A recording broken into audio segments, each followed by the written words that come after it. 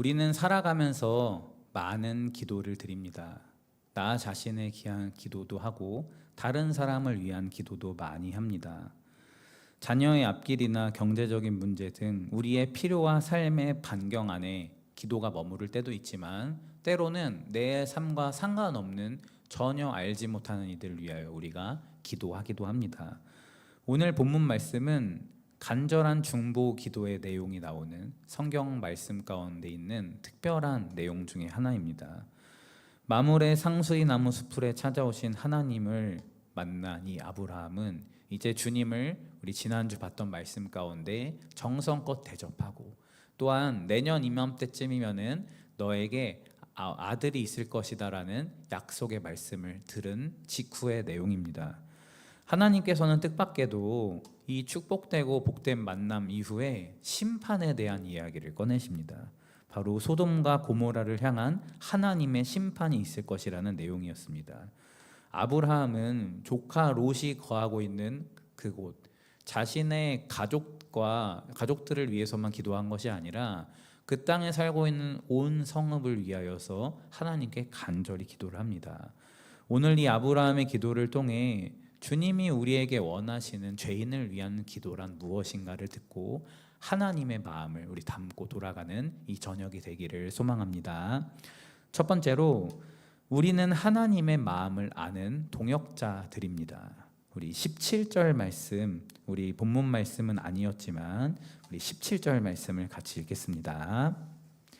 그 사람들이 그들을 밖으로 18장 17절입니다. 시작. 여호와께서 이르시되 내가 하려는 것을 아브라함에게 숨기겠느냐. 아멘. 군대 시절에 저는 보직이 중대장 통신병이라는 거였습니다. 통신병이 하는 일이 여러 가지가 있는데 그 중에 하나는 보안 문서를 관리하는 거였어요. 물론 중대장의 통신병이니까 뭐 대단한 문서를 취급하는 건 아니고요.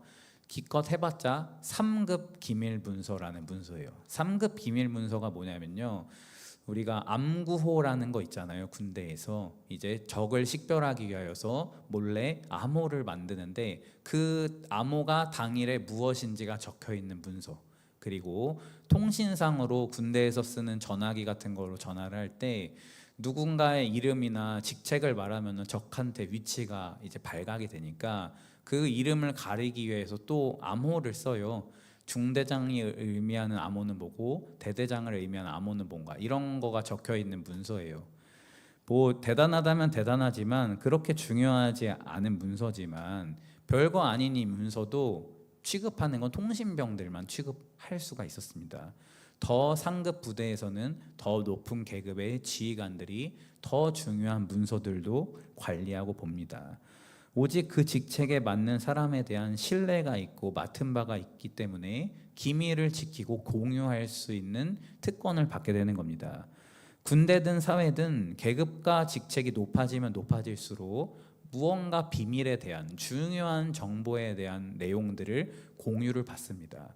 그래서 요즘에는 정말 잘 나가는 회사들은 그 정보를 지키기 위하여서 이 사람이 은퇴할 나이가 됐는데도 고문으로 세워서 회사 밖에 못 나가서 월급을 주면서 그 정보들을 지켜나가는 회사들도 있습니다. 이처럼 우리의 관계가 얼마나 사람과 사람 사이에 깊은지, 아니면 상대방을 얼마나 신뢰하는가는 내가 나의 이야기를, 아니면 나의 마음을 얼마나 오픈하냐, 얼마나 공유하느냐에 따라 달려있기도 합니다. 우리는 어린아이들에게 모든 것을 다 말해주지 않습니다. 왜냐하면 아이들의 동심을 지켜주기 위해서입니다. 때로는 청년들한테도 모든 것을 다 오픈하지 않습니다. 왜냐하면 청년들이 번민에 빠질 수가 있기 때문입니다. 또 때로는 우리는 믿음이 역약한 사람들에게 모든 것을 다 이야기하지 않을 때도 있고 모든 행동을 다 보여주지 않을 때도 있습니다. 그들이 그것을 소화할 만한 믿음의 능력이 없기 때문입니다. 교회 안에서 자칫 시험을 들 수 있기 때문입니다. 상대방의 상태와 신뢰의 정도에 따라 이 공유의 깊이가 달라지기 마련입니다. 하나님께서는 많은 사람들 중에 아브라함을 특별히 선택하시고 그를 부르십니다. 그리고는 아브라함에게 내가 하려는 것을 아브라함에게 숨기겠느냐라고 말씀하십니다. 하나님께서 숨기지 않는 사람, 하나님께서 다 말씀하셔도 이해할 수 있고 하나님의 마음을 읽을 수 있는 사람, 얼마나 특별하고 존귀한 사람입니까? 사실 전지전능하신 하나님께서는 굳이 피조물이라는 동역자, 함께 일할 수 있는 사람이 필요가 없습니다. 주님은 도움을 받지 않아도 그냥 하나님이 계획하시면은 이미 완성되고 이루어진 거나 다름이 없습니다. 하나님께서 아브라함에게 당신의 계획 또한 미리 알리실 이유가 전혀 없습니다. 그럼에도 하나님께서 그에게 계획을 숨기지 않으신 이유는 아브라함을 다른 사람과 똑같은 그냥 한 사람 또는 한 명의 그냥 종이 아니라 하나님과의 동역자, 믿음의 동역자로 인정하셨기 때문입니다. 하나님은 아브라함을 그냥 인간 아브라함으로 본 것이 아니라 복의 근원, 믿음의 조상으로 처음부터 부르시고 그렇게 될 것이라고 말씀하셨으며 그를 믿음의 조상으로 지켜보신 분이십니다. 우리 창세기 18장 18절 19절 말씀 우리 한번 같이 읽어보겠습니다. 18절 19절입니다. 아브라함은 강대한 나라가 되고 천하 만민은 그로 말미암아 복을 얻게 될 것이 아니냐. 내가 그로 그 자식과 권속에게 명하여 여호와의 도를 지켜 의와 공도를 행하게 하려고 그를 택하였나니 이는 나 여호와가 아브라함에 대하여 말한 일을 이루려 함이니라. 아멘. 주님은 여호와의 도를 지켜 의와 공도를 행하게 하려고 그를 선택하셨다라고 말씀하십니다. 또한 주님은 아브라함은 강대한 나라가 될 것이다라고도 말씀하십니다. 하나님은 아브라함을 99세의 힘없는 노인으로 보신 것이 아니었습니다. 강대한 나라 그리고 하나님이 말씀하신 것을 이루어서 여호와의 도를 지켜 믿음의 조상이 될 아브라함으로 그를 보셨습니다. 내년에 100세가 되면 아들을 낳을 아브라함, 믿음의 세대가 세워질 것을 주님은 보고 계셨습니다. 그래서 하나님은 믿음의 조상이 될 아브라함을 선택하시고 그에게 숨기지 않으시며 소돔에 대한 이야기를 해주십니다. 마찬가지로 하나님은 우리를 부르십니다. 연약한 아브라함을 통해 믿음의 나라를 세워 가신 것처럼 주님은 이 세상을 향한 구원과 심판의 이야기들을 하나님의 마음을 우리에게 알려주시고 그것을 우리 한 사람 한 사람을 통하여서 이루어가기를 바라십니다. 하나님께서는 아브라함만이 아니라 우리를 하나님 나라를 위한 동역자로 부르셨습니다. 우리는 주님의 그 마음을 읽고 하나님의 그 마음에 동화되며 주님의 그 뜻에 순종하며 살아가야 할 책임이 있는 주님의 자녀들입니다. 요즘 우리의 마음 상태는 여러분 어떠십니까? 하루를 살아가면서 무엇을 목표로 하시고 무엇을 생각하시고 무엇을 담으면서 삶을 살아가십니까? 여러 가지를 담을 게 정말 많고 어떠할 때는 나는 그럴 생각이 없는데 세상의 흐름에 따라 환경에 따라 감정에 따라 그냥 흘러가면서 시간이 지나가기도 합니다. 우리의 시선이 나의 안위와 세상의 염려에만 머물러 있다면 우리는 하나님의 동역자로서 주님의 마음을 시원하게 해드릴 수가 없습니다. 우리의 어그러진 마음 가운데 담아야 하는 것은 하나님의 마음, 이 땅을 향한 하나님의 말씀입니다. 하나님의 동역자는 멸망을 향해 달려가는 저 소돔 땅을 긍휼히 여기시는 하나님의 애통한 마음을 나의 마음 가운데, 내 삶 가운데 담아낼 수 있는 사람입니다. 우리 안에 이 세상을 향한 그리고 교회를 향한 주의 자녀들을 향한 하나님의 마음을 읽는 영의 눈이 열리시기를 축복합니다. 하나님의 마음이 우리 각 사람의 마음 가운데 성령으로 부음받으여 이 시대의 주의 신실한 동역자로 쓰임받은 우리 모두가 되기를 소망합니다. 두 번째로 심판의 지연은 주님의 크신 자비입니다. 얼마 전에 참교육이라는 드라마가 큰 화제가 되었잖아요. 학교 폭력이나 과도한 학부모의 개입이나 마약과 같은 우리의 학교에서 일어나는 일들을 현실 세계에서는 그냥 손도 못 쓰고 지켜보고 있는데 어쨌든 사랑의 매와 같은 폭력으로 그것을 다스려서 사이다라는 반응을 얻은 드라마입니다. 우리는 뉴스를 보면서 끔찍한 범죄나 상식 밖의 불의한 일들을 보면 어떤 마음이 드세요? 목사인 저도 그런 것을 보면 아유, 저 영혼 정말 불쌍하다. 아유, 하나님 만나야 될 텐데 라는 긍휼한 마음이 드는 게 아니라요, 아유, 처벌이 왜 저거밖에 안 나와?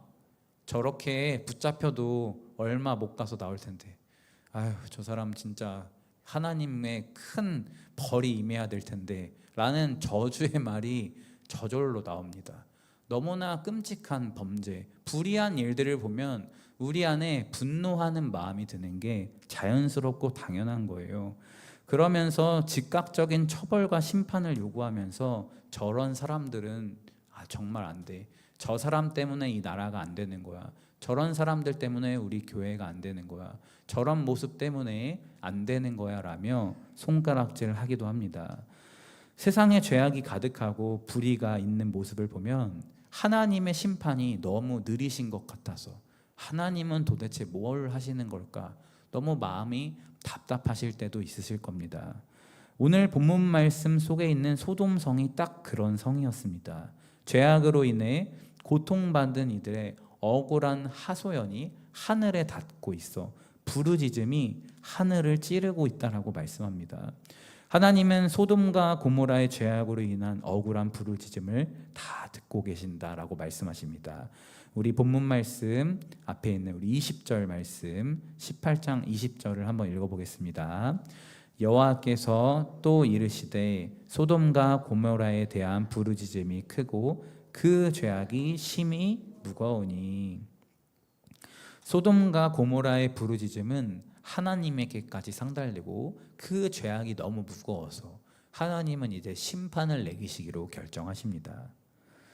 때로는 우리의 시선과 시간으로 볼 때 하나님의 심판은 너무 더딘 것처럼 느껴질 때도 있습니다. 악인들이 형통하고 불의가 많은 세상을 보면 하나님이 침묵하시는 것 같아 답답하기도 합니다. 그러나 하나님의 느리신 이 심판은, 우리가 볼 때 느린 심판은 하나님이 공의롭지 못해서가 아닙니다. 그것은 한 영혼이라도 더 돌아오길 원하시는 하나님의 긍휼과 자비, 사랑입니다. 그런데 여기서 기억해야 할 사실이 하나가 더 있습니다. 우리의 시선으로 볼 때는 하나님의 심판이 더딘 것처럼 보이지만 그 느린 심판은 하나님의 무능이거나 공의롭지 못한 게 아니라 사랑의 증거다라는 겁니다. 성경에서 소돔은 타락의 대명사입니다. 오죽하면은 이 소돔이라는 단어가 동성애를 뜻하는 소돔이라는 데서 유래했다는 말도 있습니다. 그래서 창세기 19장 24절에 보면은 이 소돔성의 최후를 이렇게 기록합니다. 여호와께서 하늘 곧 여호와께로부터 유황과 불을 소돔과 고모라에 비같이 내리사라고 말씀합니다. 밖에 내리는 저 많은 비가 유황과 불이라고 한번 생각을 해보세요. 얼마나 끔찍하겠어요. 이 엄청난 유황과 불의 재앙과 같은 모습이 우리가 생각할 때 정말 끔찍한 범죄를 지른 사람들, 아니면은 정말 벌을 받아도 정말 시원할 만한 잘못된 사람들이 받는다면 어떠한 생각이 드시겠어요? 아휴, 소돔에 얼마나 죄악이 가득했으면 유황 불벼락까지 맞았을까? 그 사람들은 정말 천벌을 받아 마땅하다, 하나님의 심판을 받아 마땅하다, 혹시 이렇게 생각하진 않으십니까? 그러나 오늘 우리는 우리 자신에게 정직하게 이렇게 한번 질문을 해보셔야 됩니다. 과연 나는 소돔에 있는 사람들과 얼마나 다를까? 한번 생각해 보세요. 만약 하나님께서 인간의 의로움과 주님의 공의로운 잣대를 가지고 우리를 즉각적으로 심판하신다면 어떻게 되겠습니까? 지금 이 자리에 저를 비롯해서 앉아 있을 수 있는 사람은 아무도 없을 겁니다. 늘 마음속으로 형제를 미워하고 판단하고 정죄를 멈추지 않는 모습들, 하나님보다 세상과의 물질과 성공을 더 갈망하고 은근히 그거를 바라는 마음들, 영적인 음란함과 직장과 가정에서 아무도 보이지 않는 골방에서 정직하지 못한 모습들이 우리의 삶에 얼마나 많습니까? 가슴에 손을 얹고 하나님 앞에 단독자로 서보면 우리 모두는 소돔의 유황과 불을 받아도 하나님 앞에 할 말이 없는 사람들입니다. 하나님께서 당장 심판의 불을 내리지 않고 시간을 늦추고 계신 것은 저 소돔의 같은 그런 세상 사람들만을 위한 것이 아니라 여기 앉아있는 우리 한 사람 한 사람을 위한 일이기도 합니다. 하나님께서 나를 사랑하시고 긍휼을 베푸시고 예수 그리스도를 통하여서 우리의 죄를 용서하셨기 때문에 그 심판의 벌이 임하지 않았을 뿐입니다. 우리는 누군가를 정죄할 자격이 있는 의인이 아니라 하나님의 그 크신 사랑, 우리는 상상도 할 수 없는 그 자비하신 그 늦추고 있는 시간을 빌려서 겨우 호흡하고 은혜로 살아가고 있는 그런 사람들이라는 겁니다. 그러므로 세상을 향해서 아니면 우리 주변의 누군가를 향해서 정죄하기 전에 나를 향해 참고 기다려주시는 하나님의 그 은혜와 자비를 먼저 묵상하고 하나님 앞에 나아가시기를 바랍니다. 저 사람은 왜 저 모양일까? 왜 저렇게 악할까라고 분노하기보다 소돔과 다를 바 없는 나를 긍휼히 여기시고 사랑하시는 그 하나님의 마음을 먼저 읽으시고 담으시기를 바랍니다. 그러면 세상을 향한 날선 비판을 거두게 되고 나를 향한 주님의 오래 참으심에 감격하며 눈물로서는 회개의 자리가 저와 여러분의 삶 가운데 있게 될 줄을 믿습니다. 마지막으로 하나님은 우리가 죄인을 위해 기도하기를 바라십니다. 우리 32절 말씀 우리 같이 한번 읽어보겠습니다. 아브라함이 또 이르되 주는 노하지 마옵소서 내가 이번만 더 아뢰리이다. 거기서 신명을 찾으면 어찌하려 하시나이까. 이르시되 내가 신명으로 말미암아 멸하지 아니하리라. 아멘. 소돔의 멸망의 소식을 들은 아브라함은 방관하지 않고 하나님 앞에 무릎을 꿇고 나아갑니다. 의인 50명으로 시작한 숫자는 10명까지 줄어듭니다. 그때까지 아브라함은 간절하게 하나님의 바짓가랑이를 붙잡고 하나님 제발요 하면서 간절하게 저 불쌍한 영혼들을 위하여 매달리며 기도합니다.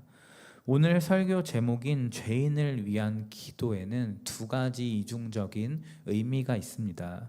우리는 보통 죄인을 위한 기도라고 하면 내 주변에 아직 예수님을 알지 못하는 사람이나 방황하고 있는 우리의 가족이나 친구들을 떠올립니다. 그래서 어떤 은근한 영적인 우월감을 가지고 아니면 안도감 속에서 주님 저 불쌍한 사람을 구원해 주세요라고 기도하기 쉽습니다. 그러나 죄인을 위한 기도의 두 번째 의미는 아까 두 번째에서 이야기한 것처럼 그 죄인이 바로 우리 자신이라는 사실을 알아야 한다는 겁니다.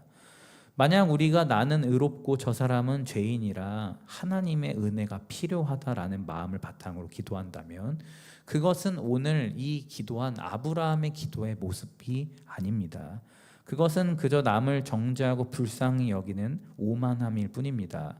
아브라함은 하나님 앞에 이렇게 기도할 때 어떠한 모습인지 한번 살펴볼까요?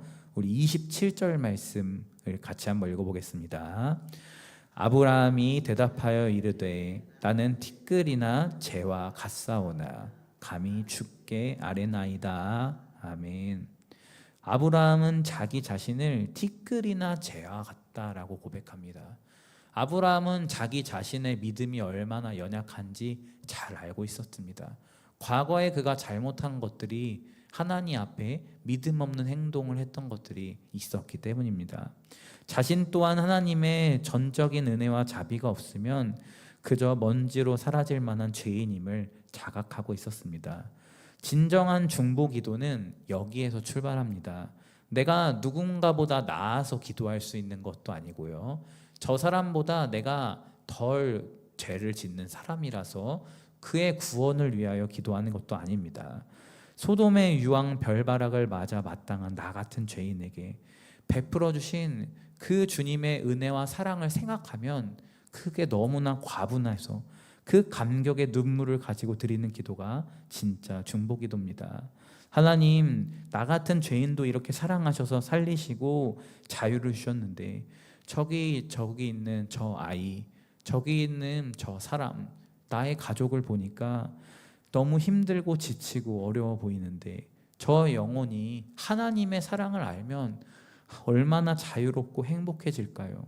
주님, 저 사람에게도 그 하나님의 사랑을 알게 해주세요. 이러한 마음으로 우리는 기도해야 됩니다. 내가 의인이라는 바탕과 자리에서 내려나 하나님의 사랑을 입는 자로서 형제를 바라봐야 됩니다. 아브라함이 이렇게 끈질기게 조건을 낮추면서 매달렸을 때 주님은 그의 간청을 한 번도 거절하지 않으셨습니다. 왜냐하면 하나님은 누군가가 주님의 그 심판의 자리에 심판대에 서셨을 때 하나님의 마음을 함께 읽고 그를 위하여서 중보하며 함께 구원 사역에 동참해 줄 한 사람을 찾고 계시기 때문입니다. 주님은 죄악으로 물들어져가는 세상을 향해 채찍을 들기 전에 그 영혼을 가슴에 품고 하나님의 심판 앞에 눈물로 가로막을 한 사람을 찾고 계십니다. 우리의 삶의 자리에 있는 소돔은 어디입니까? 도무지 변하지 않을 것 같은 가족입니까? 아니면 나를 힘들게 하는 직장 동료나 아니면 성도입니까? 아니면 죄로 얼룩진 세상입니까? 오만한 생각을 내려놓고 과분한 십자가의 그 은혜와 사랑 가운데 주의 보좌 앞으로 나아가시기를 바랍니다. 연약한 자리에서 깨어진 심령으로 기도할 때 주님은 우리의 기도를 통해 그 영혼을 건져내시고 세상을 변화시키고 구원하게 하실 줄을 믿습니다. 말씀을 정리하겠습니다. 나를 먼저 살리신 주님의 그 크신 은혜와 사랑을 기억합시다. 주님은 주님의 마음으로 애통하며 함께할 한 사람을 찾고 계십니다. 나의 안위와 피로를 채우는 기도를 넘어 죽어가는 한 영혼을 향한 기도로 우리의 기도가 확장되기를 원하십니다. 잃어버린 영혼을 위해 간절히 기도하며 주님 앞에 나아가 하나님과 동행하는 우리 모두가 되기를 예수님의 이름으로 축복합니다. 기도하겠습니다. 사랑과 자비가 풍성하신 하나님 아버지, 오늘 주님의 그 애통한 마음과 사랑을 보게 하시니 감사합니다. 하나님, 우리는 소돔성의 죄악을 보며 손가락질하고 분노는 했지만 정작 하나님의 마음을 읽지 못하고 그저 오만하게 살아왔던 모습들이 있다면 주님 용서하여 주시옵소서. 하나님, 나의 연약하고 완악한 모습 속에서도 오래 참으시고 하나님의 그 은혜와 사랑을 계속 부어주심에 감사합니다. 그 크신 주님의 은혜와 사랑이 잃어버린 영혼들에게도 향하기를 소망합니다. 주님, 우리가 무릎 꿇고 주님 앞에 나와 그 영혼들을 위해 기도하고 주님의 그 은혜와 사랑을 임하기를 기도할 때 주님 밝히 응답하여 주시고 그 크신 하나님의 은혜와 사랑이 주님을 알지 못하는 저 세상과 우리의 가족들과 우리의 아이들에게도 흘러갈 수 있도록 하나님 역사하여 주시옵소서. 예수님의 이름으로 기도합니다. 아멘.